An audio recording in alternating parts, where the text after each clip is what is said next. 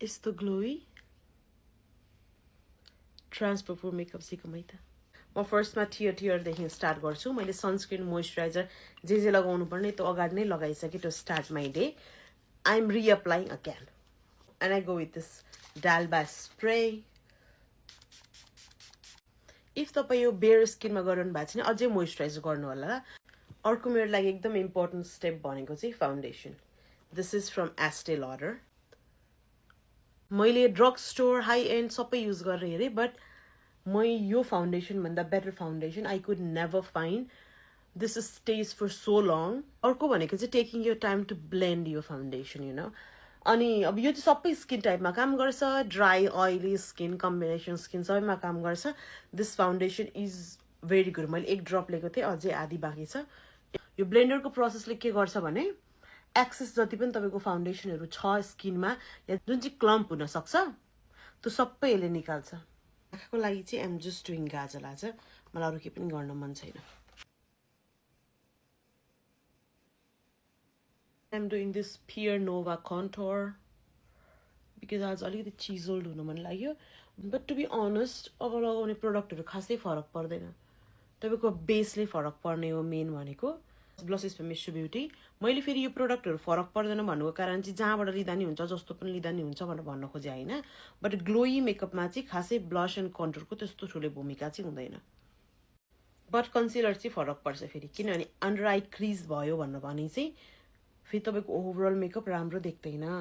तासा दिनु न यो पनि मेरो फेभरेट कन्सिलर हो this is so good and hydrating पनि छ अनि यो अब कन्सिलर ब्लेन्ड गर्दाखेरि चाहिँ अलिकति यो नाचको नोजको यहाँसम्म ल्याउनु अनि त्यसपछि यो ब्लस सुरुमा लगाउनुको कारण चाहिँ अब यहाँनिर ग्याप नदेखियोस् यसलाई ब्लेन्डेड देखियोस् powder is another very important I am using Huda Beauty I have already broken this don't mind me please तर फेरि यो स्टेप चाहिँ इम्पोर्टेन्ट छ है अब फेरि डाल्बा स्प्रे लिने यसले चाहिँ के गर्छ यो जुन पाउडरहरूले म्याट बनाएको छ यसलाई चाहिँ मेल्ट गर्ने काम गर्छ अब फुल फेसमा स्प्रे गरौँ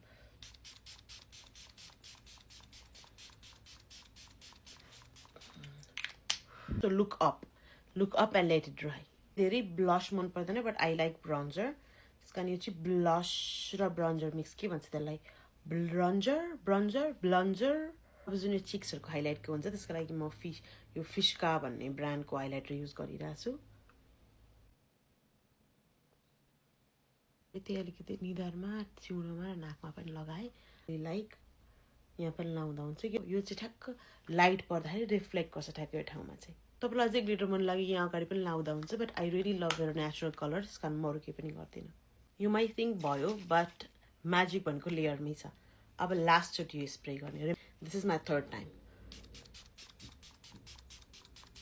यसमा बेसी पर्दैन अब यो मेकअप लास्ट गर्नु पर्यो होइन अब एकैछिनमा गएर त हुँदैन मेकअप लास्ट गर्नलाई चाहिँ नाउ आइम युजिङ मिलानीको make it dewy specifically make it dewy finish spray यसलाई पनि सेक गर्ने अनि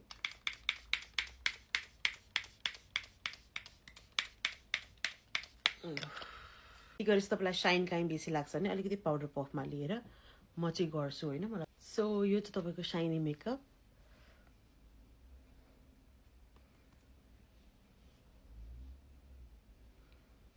अब केही नै आउँदैन केही नै निस्किँदैन and this shine and this shine and glow is real तपाईँको मेन भनेको मेकअप प्रेपमा टियर र ड्याब्ला अनि यसलाई 3 चोटि पाउडर सेट गर्न मेकअप सेट गर्न मेकअप प्रेप गर्न युज गर्ने अनि लास्टमा यो मिलानी मेक इट ड्युईले गर्नुभयो भने चाहिँ ओभरअल तपाईँको मेकअप यस्तो चाहिँ बन्छ अनि मैले प्रो टिप दिँदाखेरि चाहिँ यो मेरो फेभरेट फाउन्डेसन हो एस्टे लडर 3N2 व्हिट भनेर भने स्टे इन प्लेस भन्यो this is the best one if you can get hands on this then your makeup is not budging. Thank you for watching.